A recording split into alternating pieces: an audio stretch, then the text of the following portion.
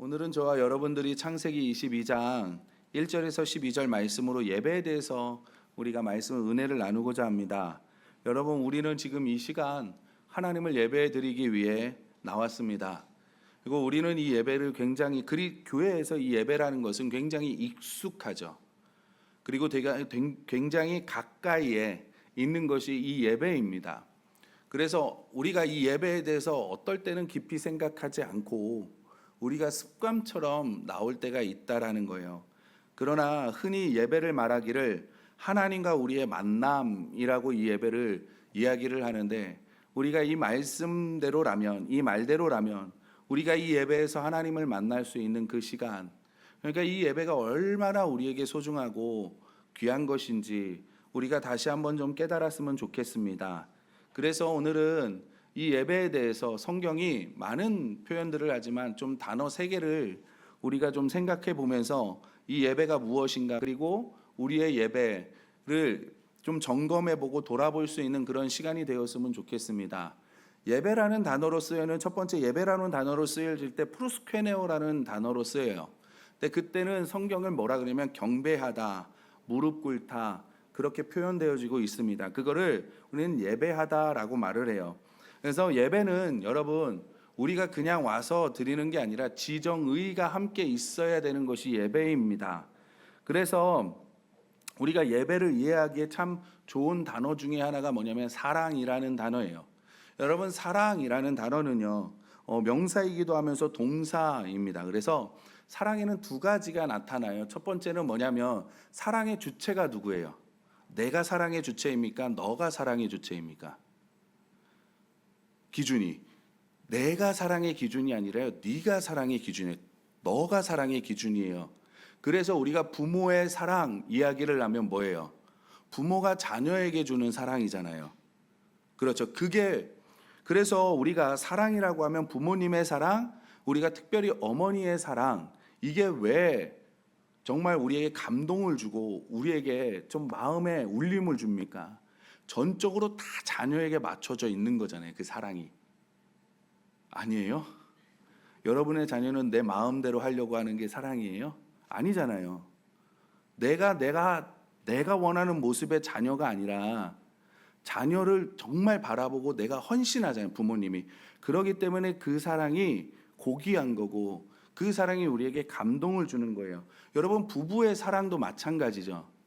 여러분, 내가 남편과 아내가 있는데 내 남편이 아내를 사랑해요. 그러면 그 사랑의 대상이 누구예요? 아내죠.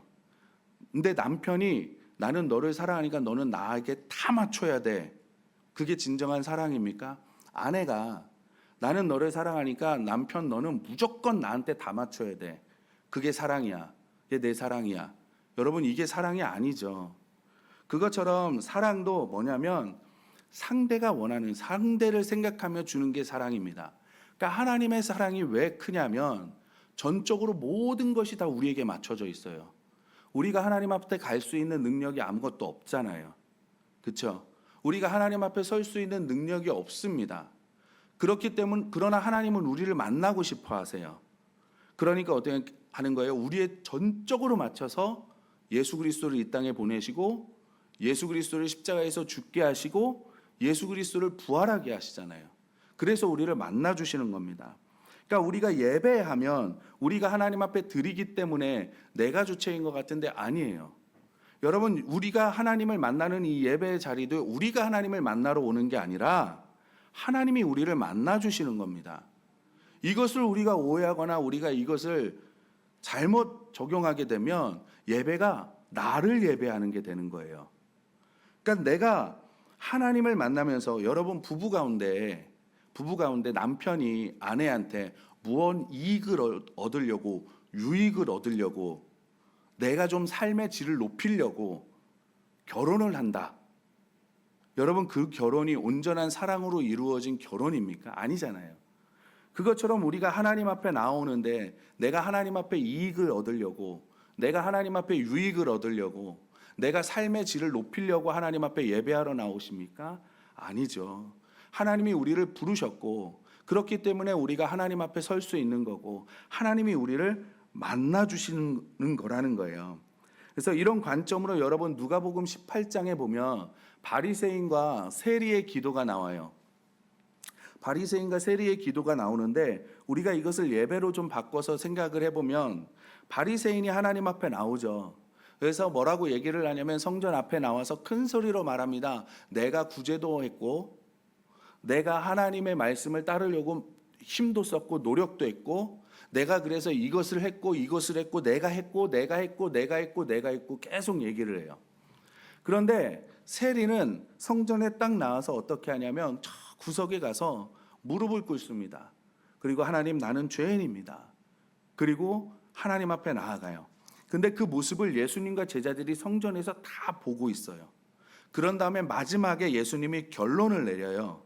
뭐라고 내리냐면 성경에는 하나님이 바리새인의 기도는 듣지 않으시고 세리의 기도는 들으셨다 말씀하시거든요.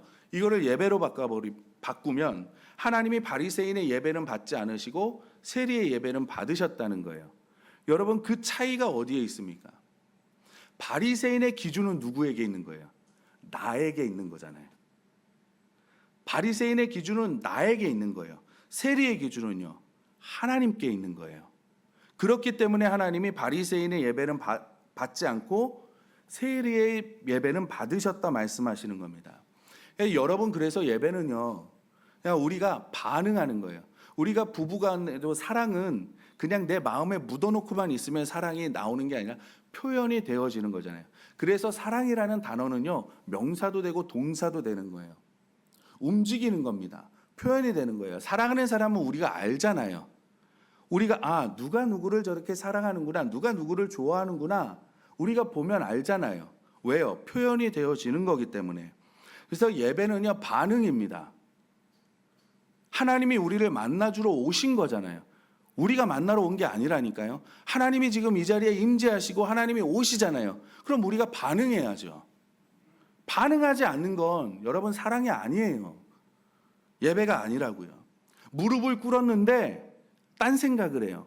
딴 곳에 가 있어요. 내가 생각과 내 마음은 다른 곳에 가 있어요. 내가 예배 드리러 왔는데 몸은 여기에 있는데 마음과 생각은 다른 곳에 가 있어요. 그게 온전한 예배가 될까요? 여러분 부부 사이에도 나는 몸은 여기 있는데 내 마음과 생각은 옆집 여자에 가 있어요. 뭐 이게 부부가 온전한 부부 생활입니까? 아니잖아요. 예배도 마찬가지예요. 우리가 몸만 오는 게 아니라 생각과 마음도 하나님 앞에 나아가야 되는 겁니다.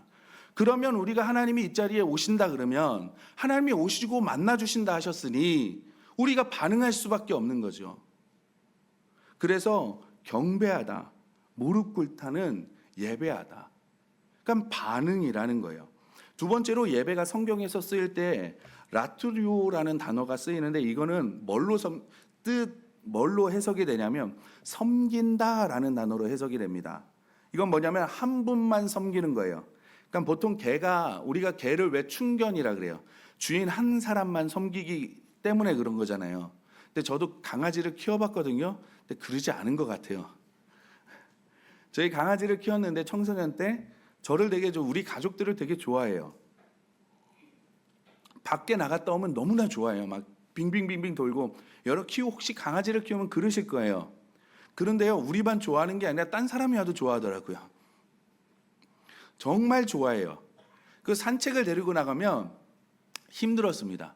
다른 사람을 너무 잘 쫓아가서 데려와야 됐거든요. 그러니까 제가 이렇게 딱 제가 키웠던 강아지를 이렇게 생각해 보면 도둑이 와도 좋아할 것 같아요. 개장수가 오라 그래도 갈 것 같아요. 그렇거든요. 그런데 여러분 군견이나 경찰견은 보통 이렇게 보면 제가 군 생활할 때도 저희 부대에 군견이 3마리가 있었는데 종은 딱 하나였어요. 셰퍼드를 키웠거든요. 군견이.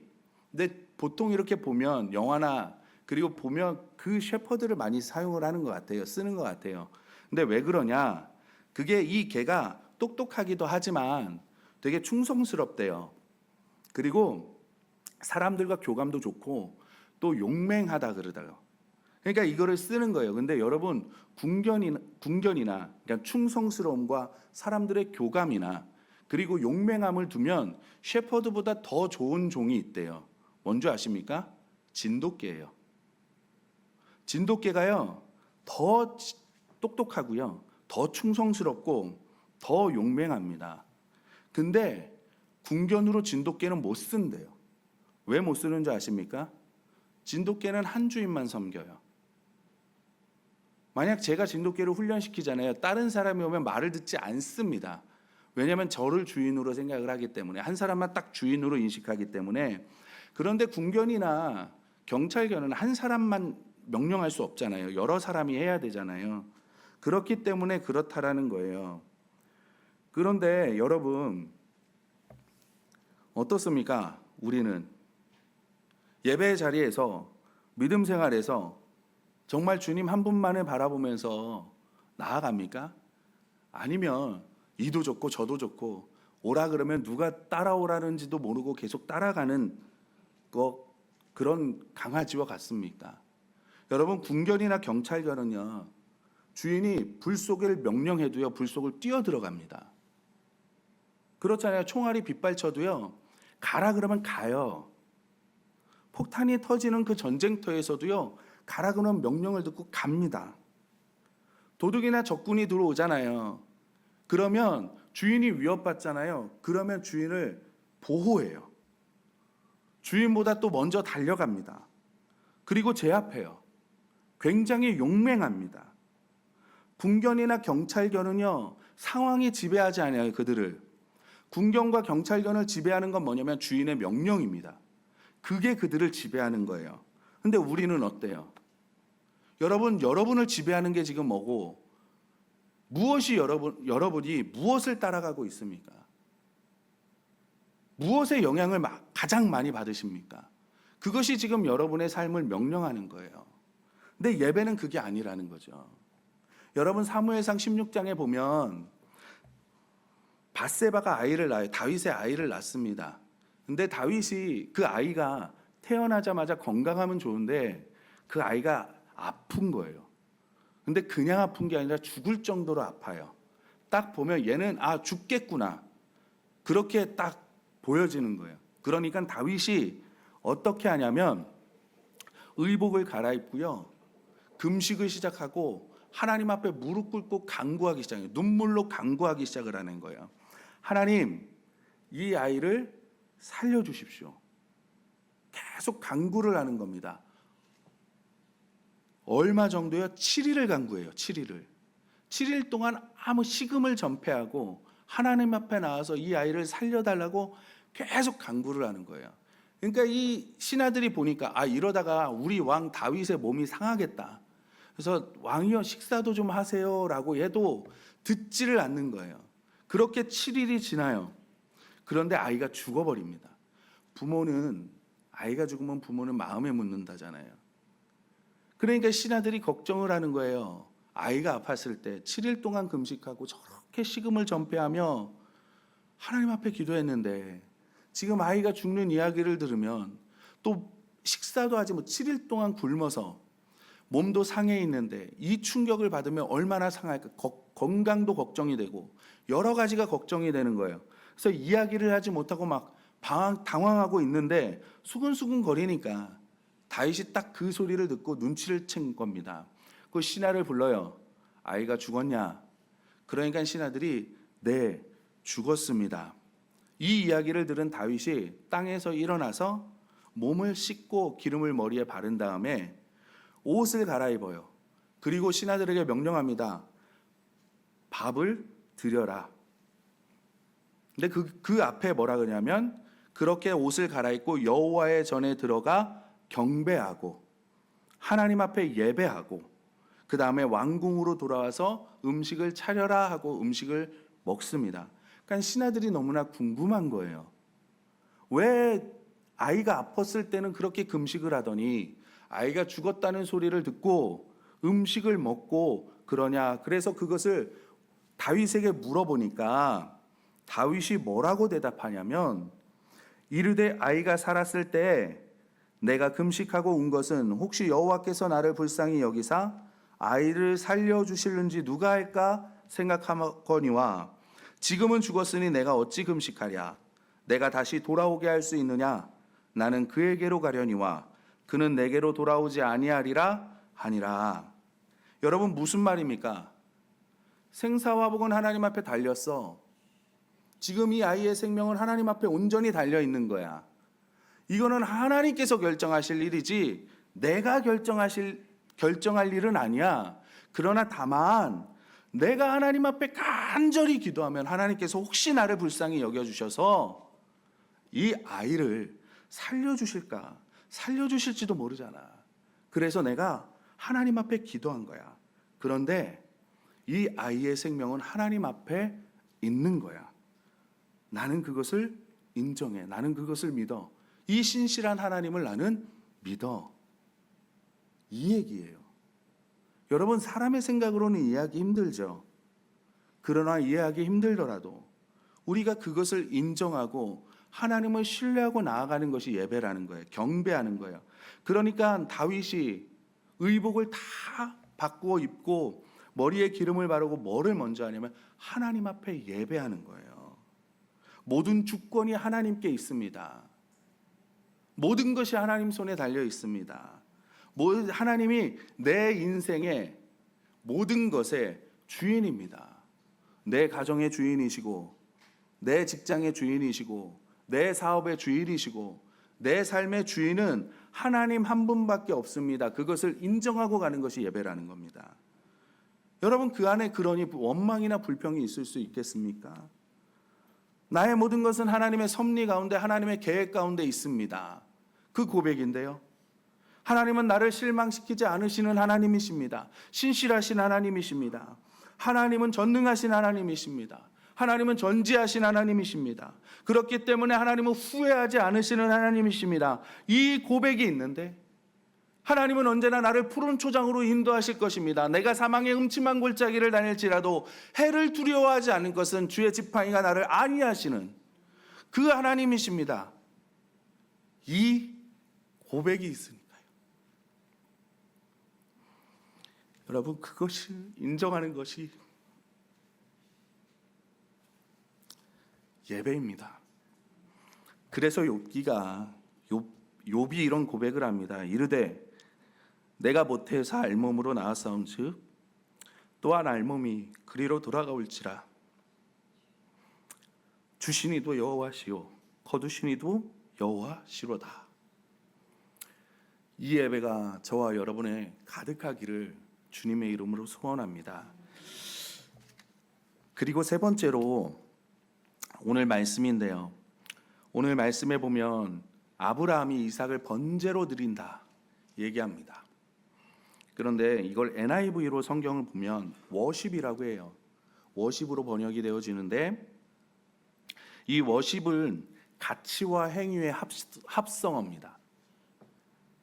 그러니까 최상의 가치를 하나님 앞에 드리는 게 예배다 이거예요. 여러분 아브라함에게 있어서 최상의 가치는 뭘까요? 재물일까요? 이삭인 거예요. 그리고 번제를 드리러 간다 그러지 않고 예배하러 간다 이야기를 합니다. 여러분 번제를 한번 생각해 보시면 번제는 그냥 하나님 앞에 드리는 게 아니라요. 각을 떠요. 산채로 각을 뜹니다. 그리고 그거를 불로 태워 하나님 앞에 드리는 게 번제라는 거예요. 그런데 우리가 22장 말씀만 보면 그런 말씀이구나 생각을 하는데 우리가 창세기 12장 하나님이 아브라함을 부르실 때 말씀을 좀 생각해 보면 여호와께서 아브라함에게 이르시되 너는 너의 고향과 친척과 아버지의 집을 떠나 내가 내게 보여줄 땅으로 가라. 내가 너로 큰 민족을 이루고 내게 복을 주어 내 이름을 창대하게 하리라. 하나님이 말씀하시잖아요. 근데 하나님께서 이렇게 말씀하실 때 아브라함의 나이가 75세였죠. 그러니까 아브라함은 내가 이제 내 몸에서 나는 자식은 끝났다. 그리고 아브라함이 무슨 생각을 하냐면 내 동생이 죽으면서 아들을 한 명 남겼는데 이 조카를 양자로 삼아서 내 후계자로 삼아야 되겠다. 아브라함이 그렇게 생각을 하고 있는 거예요. 마음으로 그렇게 다짐을 먹고 있죠. 그런데 그런 마음을 먹고 있는 아브라함한테 75세의 아브라함한테 오셔서 내가 너한테 아들을 줄 거다. 근데 그 아들이 큰 민족을 이룰 거야 말씀을 하시는 거예요. 아브라함에게는 굉장히 큰 복음이죠. 이게 복음이에요. 그리고 우리의 생각으로는 어떻게 해야 돼요? 아브라함한테 한 10남매 줘야 되잖아요. 그렇죠. 그래야 큰 민족을 이루어 가시겠구나 생각을 하는데 1년이 지나도 소식이 없어요. 2년이 지나도 소식이 없어요. 10년이 지나도 소식이 없어요. 그리고 이스마엘은 떼고, 왜 그냥 그 하나님의 순종으로 나온 아들이 아니니까 떼고, 하나님이 이삭을 주시는데 몇 세에 줘요? 100세에 주시잖아요. 그리고 한 명만 줘요. 근데 이게 이삭은 어때요? 이삭도 아들을 낳아요. 그러면 이삭 때라도 한 20명 줘야 되는데 2명만 주죠. 아들을. 그러니까 이게 보면 굉장히 아들이 귀한 집이에요. 독자로 굉장히 귀한 집이잖아요. 그런데 갑자기 어느 날 오셔서 그 아들 이삭을 바치라는 거예요. 최고의 가치. 지금 너 아마 아브라함에 오셔서 너 전 재산 줘 그러면 바로 당장 줬을 거예요. 그렇잖아요. 근데 이 아들을 번제로 드려라, 예배로 드려라 그럴 때 여러분, 아브라함이요, 성경은 다음 날 바로 출발했다고 나와요. 하나님 앞에 드리는 거예요. 그리고 3일 길을 갑니다. 얼마나 고민이 되겠습니까? 그러나 아브라함은 가서 하나님 앞에 번제로 드려요. 그러니까 이삭이 물어보잖아요. 양은 어디 있습니까? 하나님이 준비해 주실 거야. 하나님이 준비해 주시구나. 도착하고 딱 봤더니 아버지가 자기를 묶어요. 끈으로 뚝뚝 묶어요. 그리고 갑자기 뉘어요. 그러더니 갑자기 칼을 꺼내는 거예요. 이삭의 시각으로 보면 어떻겠습니까? 아버지가 뭐 하는 거지? 그리고 그것을 잡아서 그 이삭을 각을 뜨려고 하는 거예요. 우리 알죠? 하나님이 잡으셨다는 거는. 그러나 이삭의 지금 상황에 아브라함이나 이삭은 어떻겠어요? 정말 아브라함이 잡으려고 하는 거잖아요. 하나님이 멈춰주셨으니까 끝난 거지. 거기서 멈춘 거지. 우리는 어떻겠어요?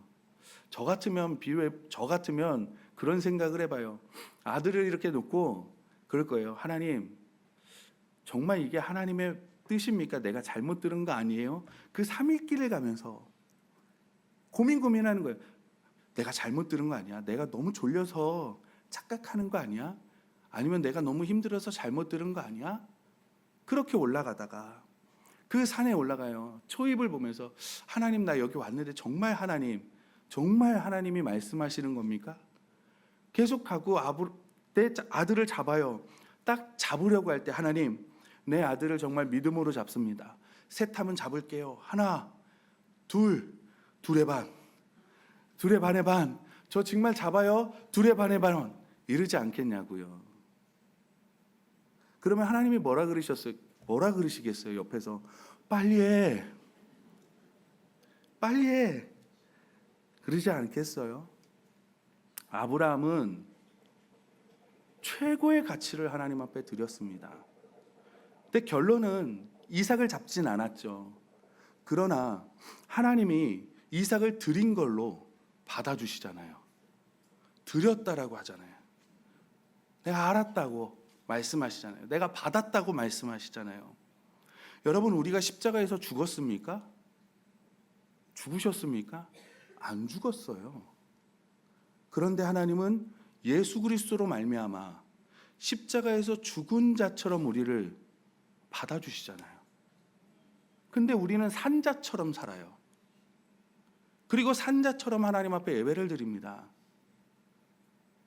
여러분, 아브라함의 그 모습을 보고 우리가 이 예배가 최고의 가치를 하나님 앞에 드리는 거. 그래서 우리가 이 예배 자리에 오면서 십자가를 바라보지 않으면 온전한 예배를 드릴 수가 없어요. 여러분, 십자가를 바라보면서 내가 그곳에 있는 겁니다. 내가 그곳에 있는 거예요. 그리고 나를 봤더니 나는 예수 그리스도의 의의 옷을 입고 하나님 앞에 있는 거예요. 그러니까 하나님이 나를 만나주러 오시는 겁니다. 그렇게 우리가 온전한 예배를 드리고 싶으십니까? 하나님이 기뻐하시는 예배를 드리고 싶으십니까? 하나님이 지금도 영과 진리로 예배하는 자를 찾으신다고 말씀하시는데 하나님의 예배하는 자로 우리를 만나고 싶으십니까? 그러면 온전한 예배를 드리기 위해서 내가 십자가에서 죽어야 되는 거예요. 근데 우린 안 죽었잖아요. 하나님이 예수 그리스도의 의의 옷을 입으면 우리를 죽은 자처럼 우리를 여겨주신다는 거예요. 여러분, 예배란 그런 겁니다. 우리 영도교회 모든 성도님들 정말 이 예배 하나님 앞에 정말 잘 드려서 정말 하나님이 기뻐 받아주셔서 우리 그러잖아요. 예배 한번 잘 드리면 우리의 인생이 바뀌어요. 우리의 삶이 바뀝니다.